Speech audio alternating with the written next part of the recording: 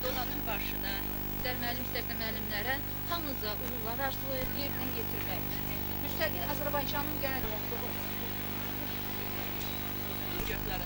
bir çox dillərə tərcümə də bizim vəzifəmizdir. Doğru deyirlər ki, sənətkar ömrü heç vaxt qısa olmur. Çünki bu ömrü uzadan onun xalqı üçün yaradıb, qoyub getdiyi gözəl-gözəl əsərləri, onun fəaliyyətləri olur. Mən elə gəlir ki, Qəmbər Hüseynlinin yaradıcılığı bunu bir daha sübut etmişdi. Çünki onun bizim üçün yaradıb qoyub getdiyi mahnılar dünən də, bugün də, sabah da həvəslə oxunurlar. Onlar xalqın qəlbinə asanlıqla yol tapmışlar.